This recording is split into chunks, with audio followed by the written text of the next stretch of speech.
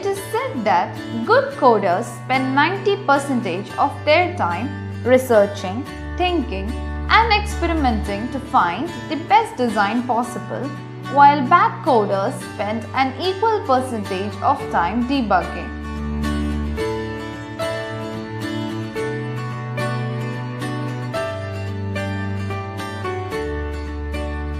Hi everyone, this session is about clean codes, where we'll show you examples of good and bad codes to help you understand how to write better codes.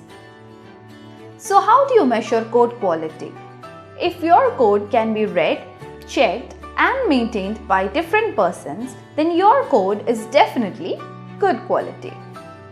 Now let us go through some of the best practices that will help you keep your code clean. We will go through 3 areas of your code: comments, environment and function. Now let's start with comments.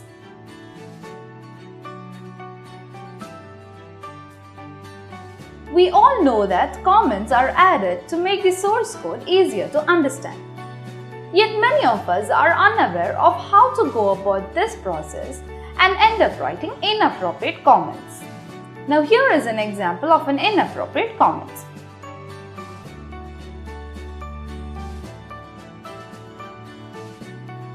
The date and author are obvious information which is already contained in version control systems such as JIT or SVN. We should not add such information as comments. Reserve them for technical notes about the code and design. Many developers also have the habit of writing obsolete comments. Here is an example. Such a comment is considered old, irrelevant and incorrect.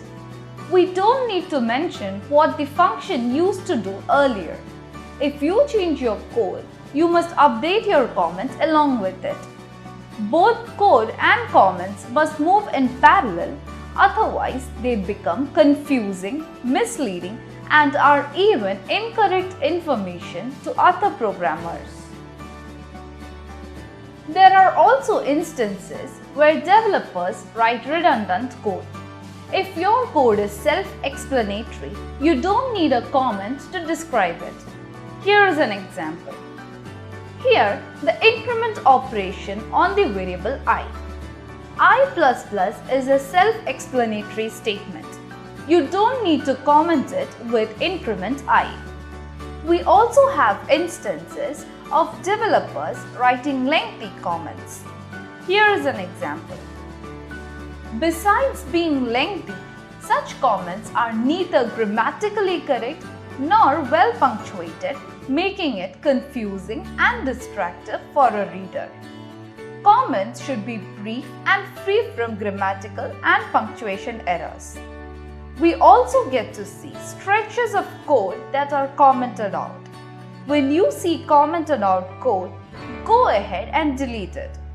Don't worry when you delete, because the source code control system will remember all the changes that are made. So we have covered some basic errors found in comments, and I hope you now have a good idea on how to write comments. We will now move on to environments.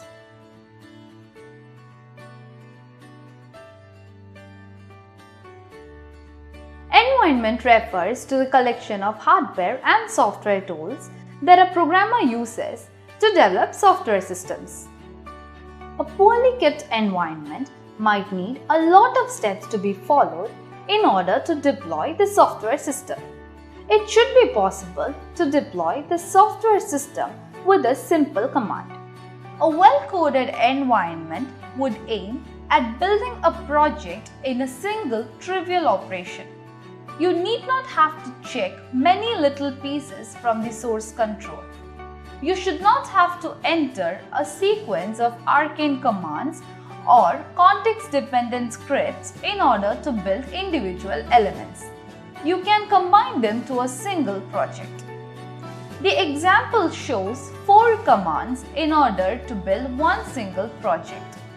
Instead, you can combine the 4 commands into one script file or build a single master project in order to build your whole project. With this, we come to the end of the first session of Clean Code. Please attend the quiz that follows, which will lead you to the second session.